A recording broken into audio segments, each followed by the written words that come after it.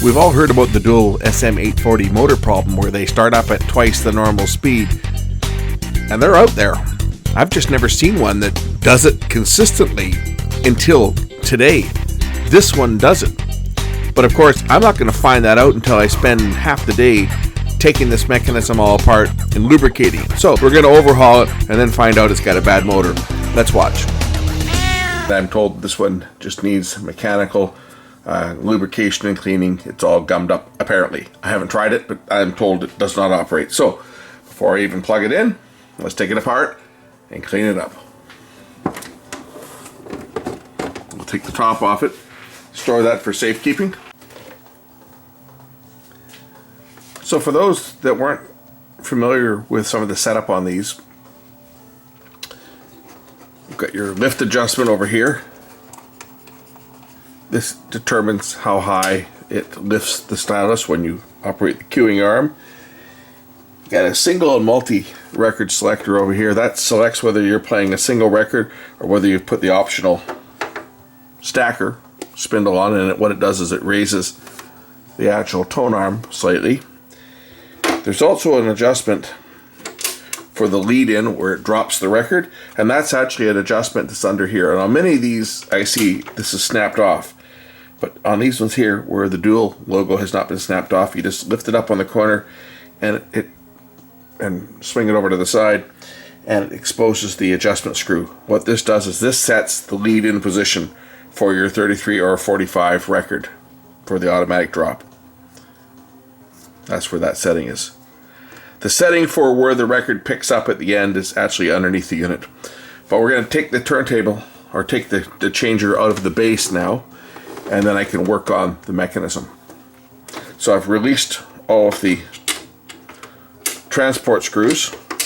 So to release the unit, I just have to tilt the screw in slightly like this so that I can lift the unit out of its base. That way I don't have to remove the plastic cover off the base. Do the same for the next screw over. Just kind of angle them in a bit and it will lift out like that.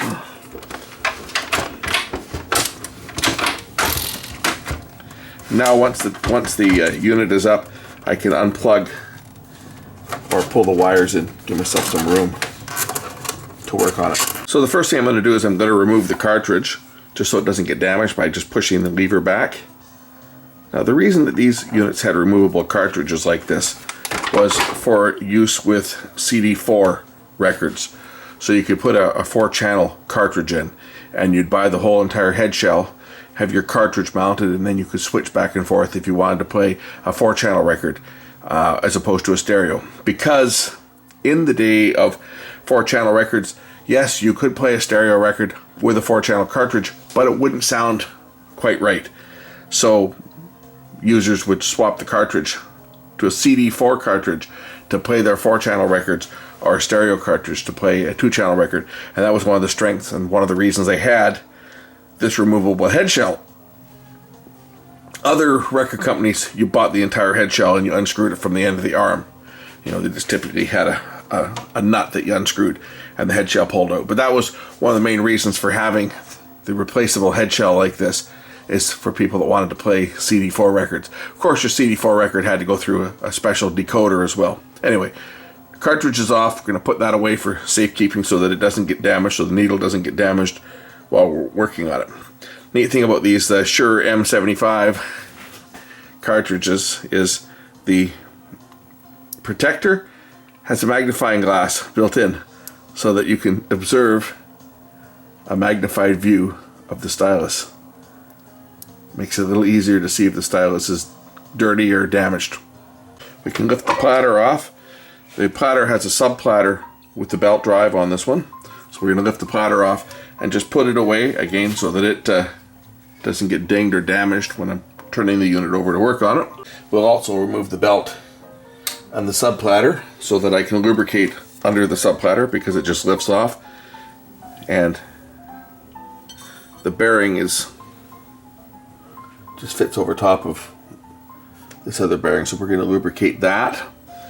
Gear looks to be in good shape. See, if you put the optional changer spindle on, it actually fits inside the single disc spindle on this one just sits on top of the sub platter. Of course, we take all this apart so that things don't fall off it when I turn it over. What do we got? What the heck? What the heck is that? Huh. Maybe that's why it's not working. I don't know what the heck this is. I don't think it's part of the turntable. Looks like a fishing weight or something. It's heavy. Seems like it's like made out of lead. I think that's a fishing weight that was just jammed in there. The fellow that brought me this, he just picked this turntable up, so he hasn't actually used it. So he brings me his equipment to service. So we'll set it onto the base like this, just so that the tone arm is overhanging. I'm just going to put something underneath here so that the cabinet doesn't get scratched. It gets moved. We'll put a rag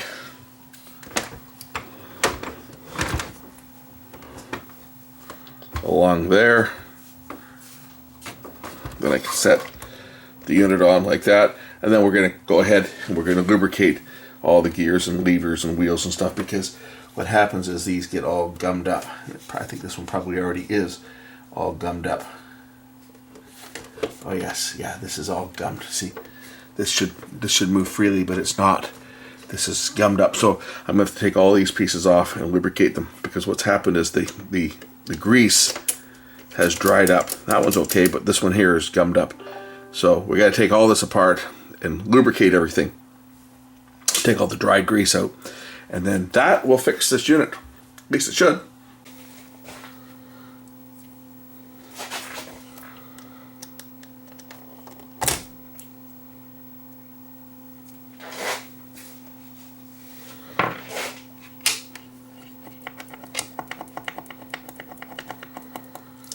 That one's not gummed up, but the one below it is.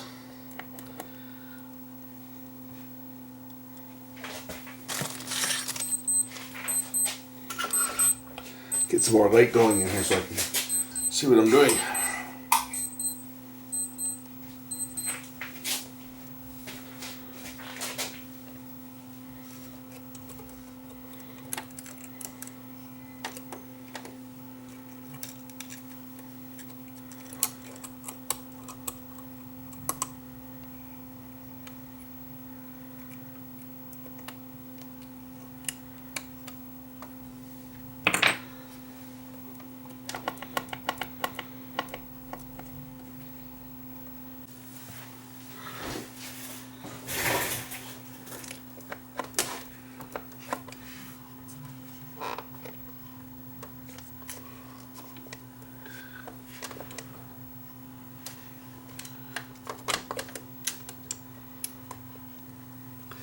This one's gummed up right here, this lever.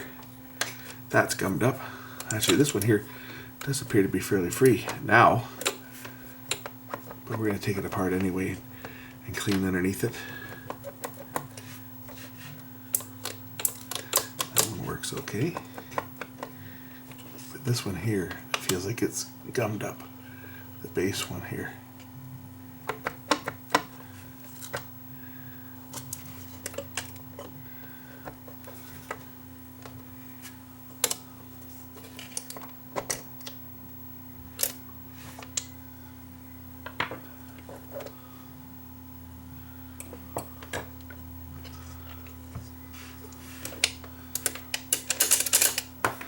Okay, that one's free. Let's get some oil, clean it up and put some lubricant on there.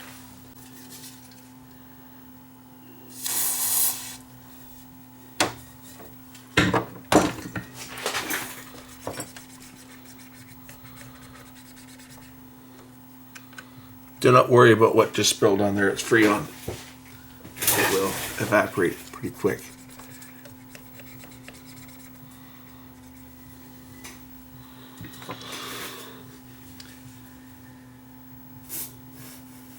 I'm not showing you guys the cleaner I'm using on this. It's Freon TF. You can't buy it anymore, so don't ask. It was banned a number of years ago. It's a very good solvent to remove pretty much any type of grease. But it is not environmentally friendly, so I just probably just created a bunch of thumbs down from the environmentalist out there. They banned the sale of it probably, I don't know, 20, 30 years ago, but we were allowed to use what we have. So I use up what I've got.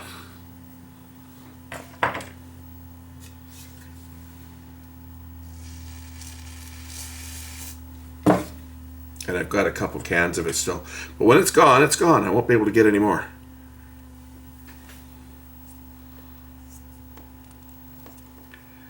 But this stuff's really good. It cleans most of the stuff off like you wouldn't believe.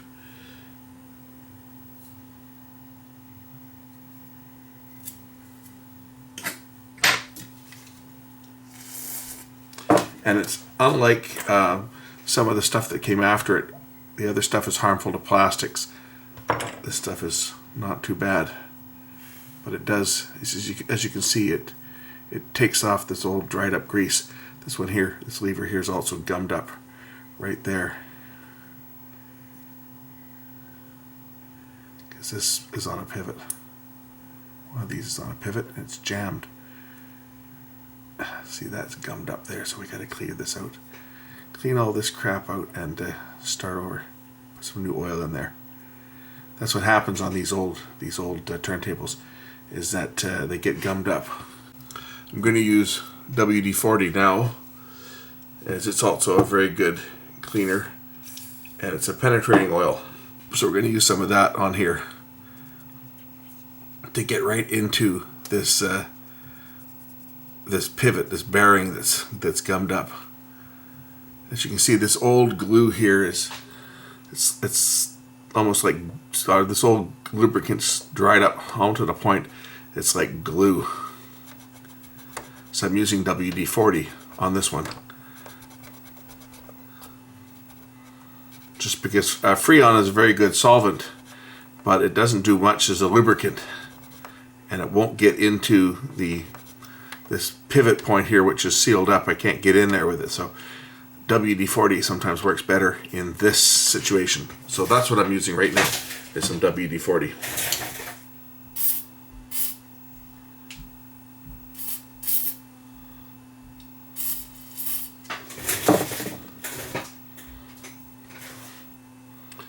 As you can see, this spring that was all gummed up before is now free. And that's what we want. Sometimes this stuff is caked on so thick that you actually have to scrape it. In this case, I'm just using a screwdriver to scrape the crap off. Now that WD-40 has penetrated and broken the bond, it's relatively easy to get in here and scrape this off, and then we'll put some oil on here to lubricate it. And I don't need to worry about flushing out the WD-40. It's got an oil base anyway, so it's compatible with just some light machine oil, which is what I'm going to put on.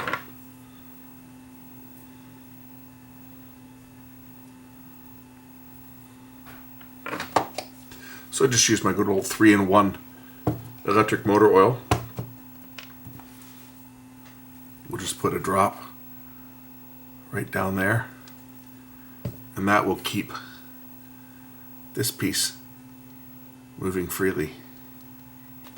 This is a pressed piece, so nothing to pivot there. We'll put a drop of oil down on there, and we'll drop this back onto the shaft like that.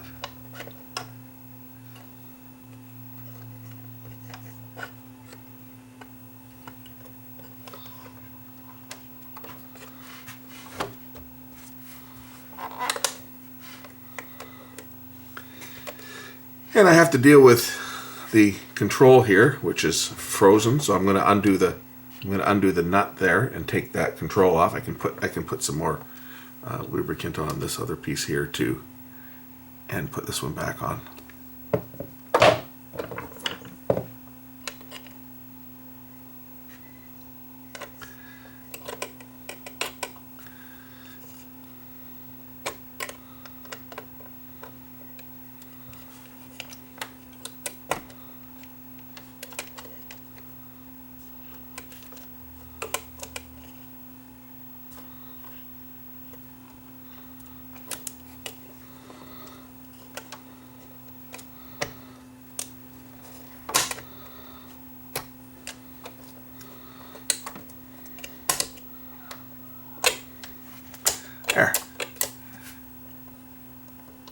That's a little better. Okay, I can now put that clip back on over here. This part is now done. We'll put that clip back together.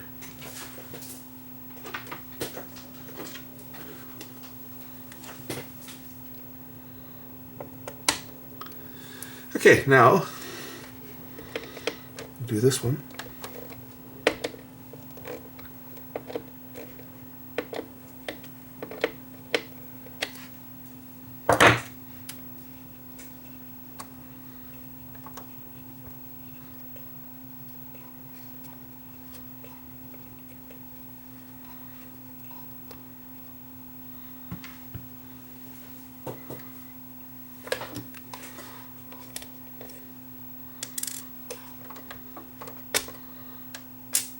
Yummy. Look at that. Beauty, huh? So this is, as you can see, it's all gummed up. We're going to just put some WD-40 onto this one.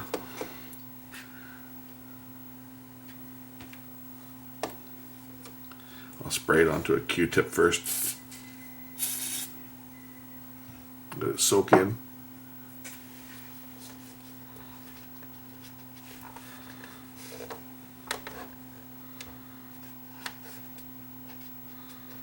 And that should be able to push this piece through to the other side.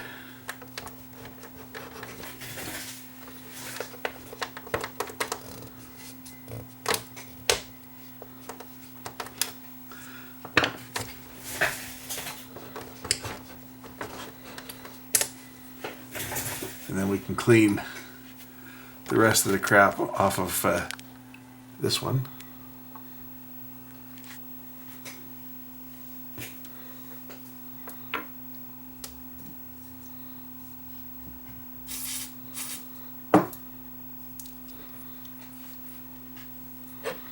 Again, I'm just using WD-40 this time. I could use the Freon TF. It would work too, but I then still have to re-lubricate it and make sure it's completely dry and so forth. So WD-40 actually does a good job. It's kind of killing two birds with one stone. It's going to remove the old dried up lubricant, and at the same time it's going to leave a film of oil.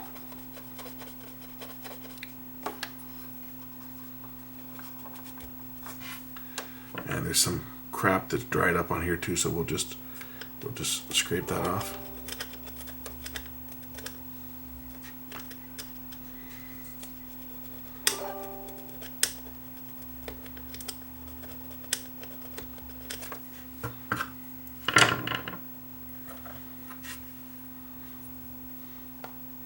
Like before, we'll put a drop of oil and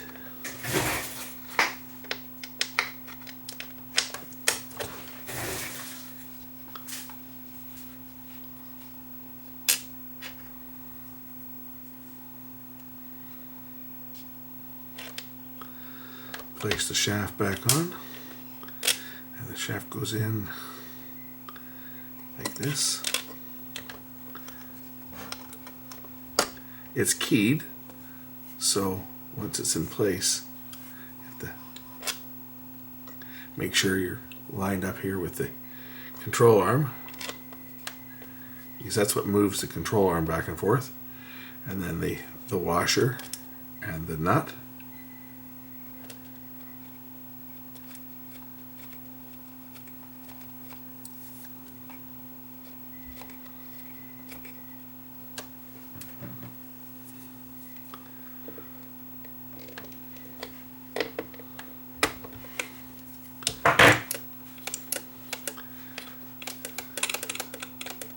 Then we've got to reconnect our spring.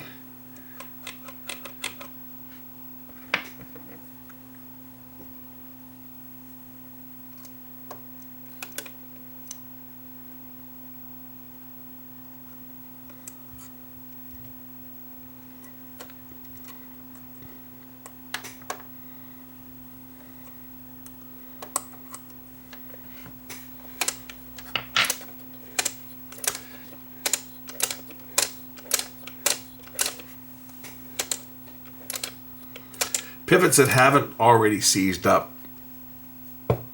can wipe the old grease off and then just put a little drop of oil on to keep them free.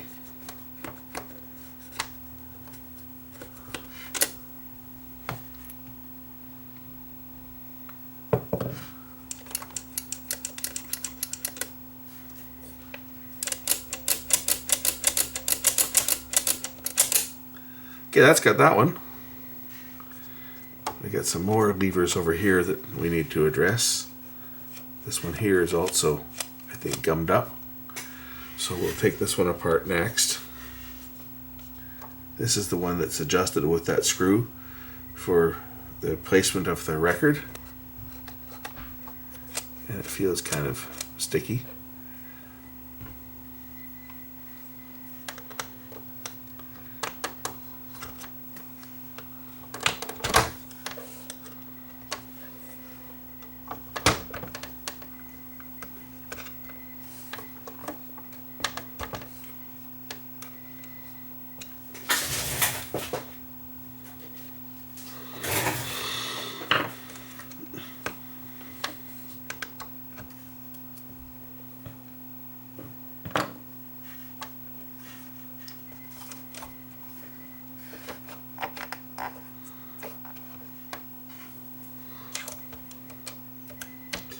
And it is gummed up.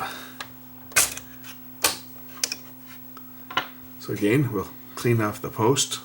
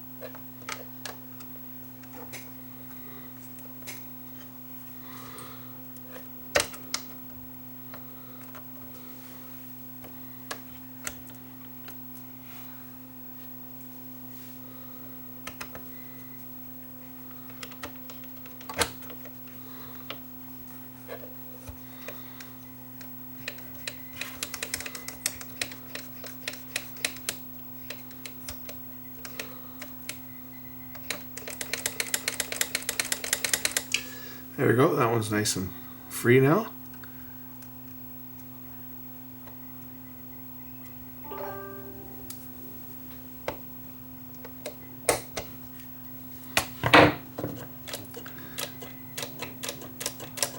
And that one's not sticking, so I don't need to worry about that one. That one's fine.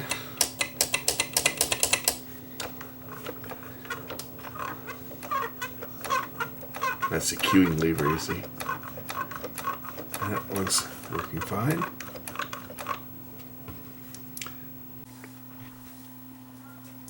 That's the adjustment screw for the end of record pickup.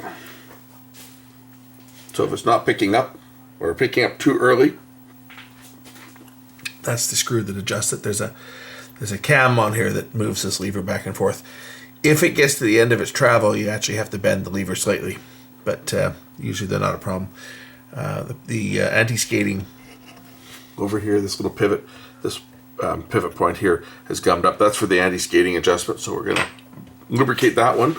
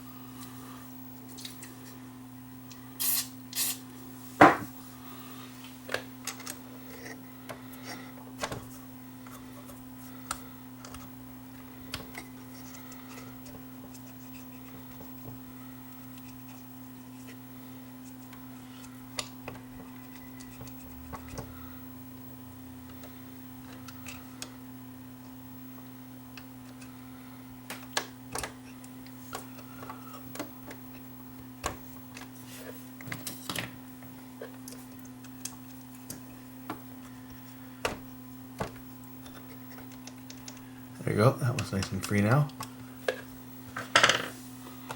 Just put a drop of oil on the top here just to make sure it stays nice and free.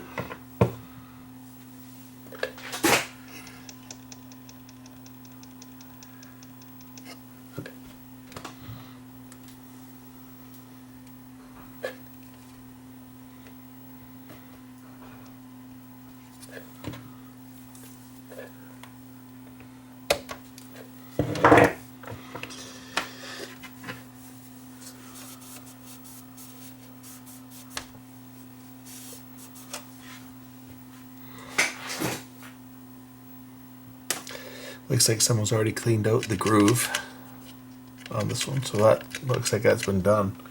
Just wipe it through, but this has been cleaned out, I think. So we'll just wipe it through again, and then I'll just put a little bit of lithium grease in here just to keep this from gumming up and sticking.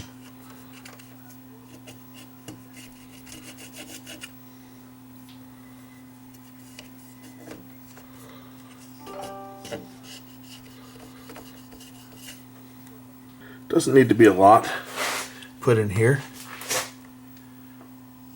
because it will get worked in through the mechanism. You know what they say about too much grease, right? Too much grease is worse than not enough.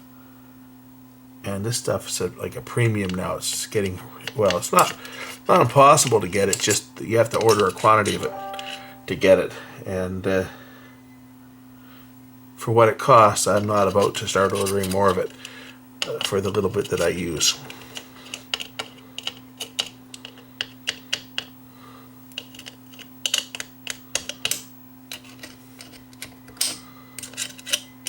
Also, when you've taken off this to lubricate it, don't forget to put the control rod back in, because this is what selects the speed, right? When you select the speed on the other side, the speed selector is what moves this to change the record size. It's moved from a lever on the other side. So don't forget to put that piece back in. Over on this side, the speed selector is actually jumped out of this plastic piece here, so we have to make sure that that's in properly so that it will select the speed.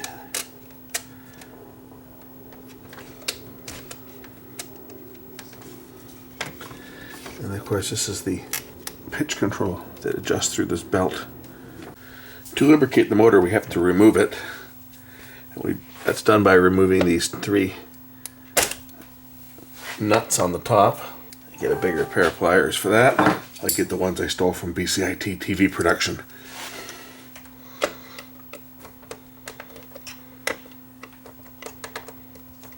When I went to BCIT many years ago, we were working in the studio doing production.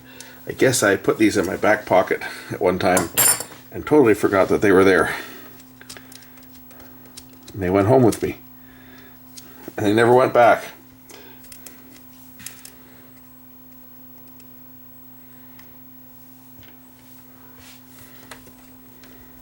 I think probably lots of tools went missing. Oh, the grips and stuff, everyone doing the courses. We were up and down ladders, hanging lights and so forth. And yeah, it was easy to misplace tools.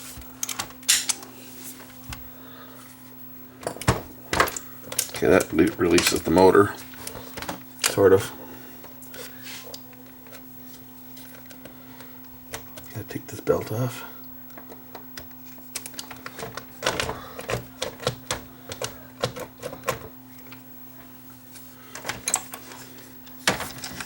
Oh, one more screw.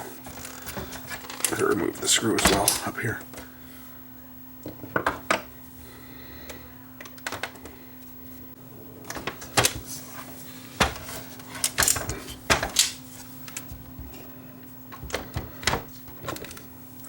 Okay, now the motor is out of the way. I can take it apart to lubricate it. Now I gotta take off here. I gotta take out these 2 brackets, and I think this screw as well.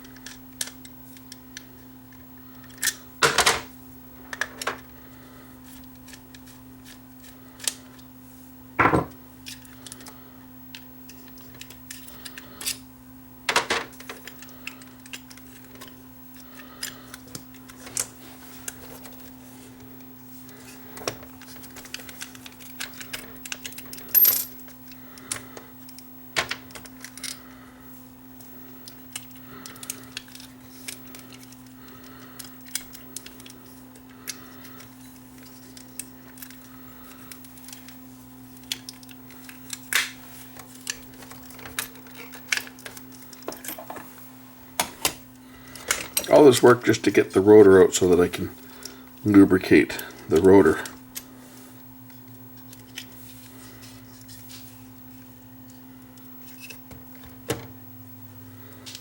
Just so I can lubricate the bearings here. It's a lot of work for that. Also, sometimes we have to lubricate the pulley, because what happens is this is what this one's okay. It hasn't failed. This is how the pitch control is adjusted. You see, when you adjust the pitch control, it moves this little dowel in the middle, and what it does is it pushes the slots on the pulley apart to make the pulley physically larger. So this needs to be lubricated so that it doesn't stick, and we put a drop of oil on top here on this ball bearing and then lubricate the other bearings.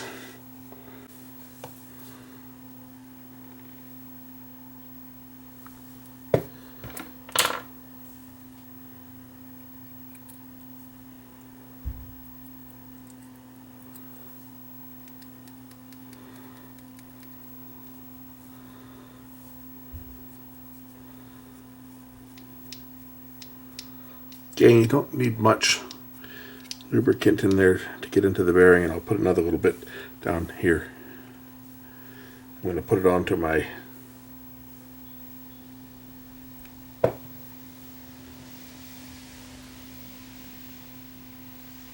and then get it right down into the bearing. Get it onto the shaft, and it will then wick its way in to the bearing itself. You don't need much. Too much oil is worse than not enough, remember? Okay, those shims go in here on these. And then this sits back in place.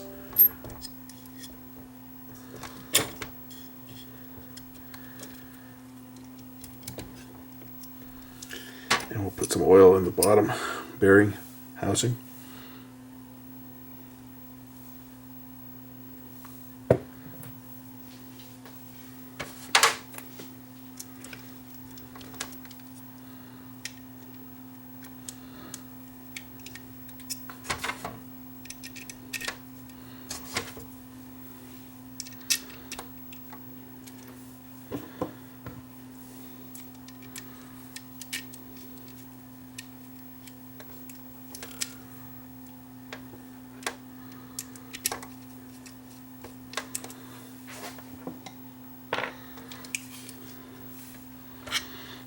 This screws into the housing here, so I gotta put the motor back into the housing to fasten the screws in.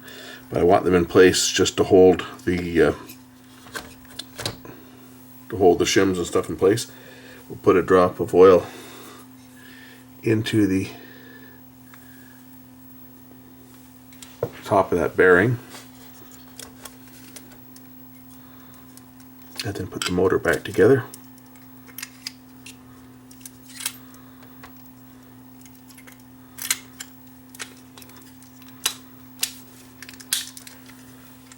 You want to make sure that when you do this, you do get the grommet in place too as you're putting it together, because it's easy to slip this in together and find your grommet's not in place. So when you're putting the motor back together, be sure the grommet is in place, and then the wires will nicely tuck out of the way like that.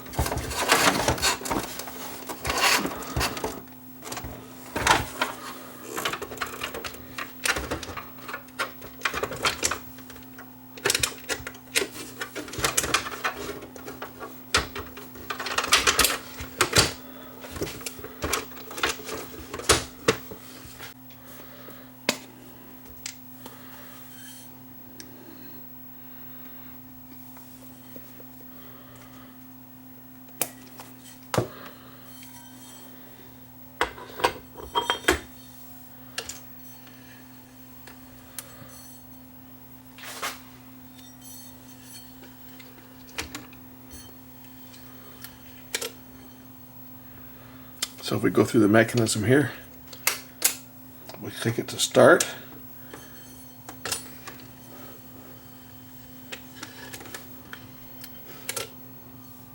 And at the end of the record, picks it up.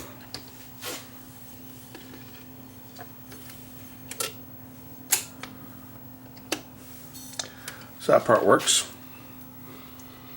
Put the belt back on.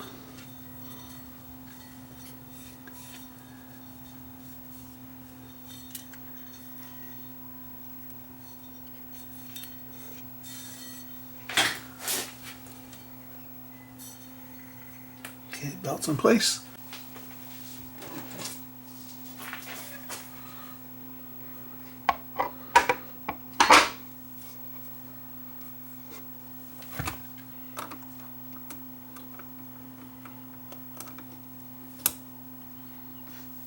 So of course, this is now we're ready for testing. Now the moment of truth.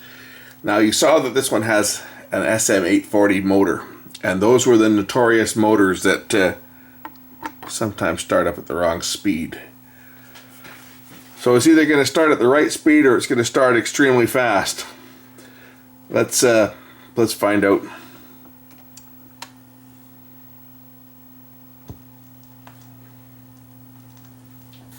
Oh, this time it's going to start at the right speed, and the pitch control works. Shut the sound down there so I don't get hit for copyright. These have got the coolest strobes. I'll show you the strobe on this thing. So here's the strobe adjustment, and you can just adjust it to get your speed correct. Now in this case, I've got the speed all the way down to the minimum, but it's still going a little bit too fast. So if I want to adjust that, adjust my end stop, because you notice that the speed adjustment here, there's a little cog on here which determines how far this can turn. So we can adjust the rough speed by adjusting the nut here. So what I want to do is I want to put it in the middle position, which was approximately there, and I'm just going to bring this nut up a bit, and we'll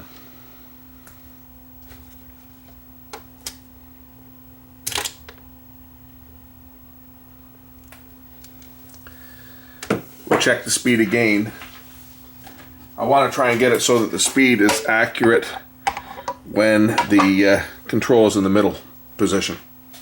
So we'll start it up again.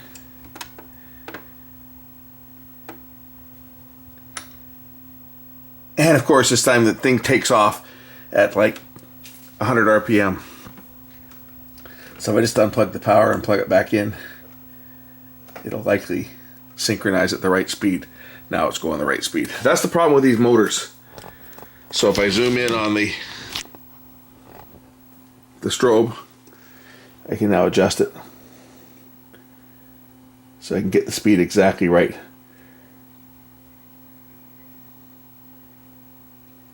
But the problem with these motors is once in a while, when you turn them on, they'll start up and they'll go way too fast. So if I stop it, start it up again. Oh, there it goes. There it goes. That's the problem with the 840 motor. The 860 motor didn't have that problem. Now if I just turn it off and turn it back on, it'll sync up to the right speed. That's an issue with these motors.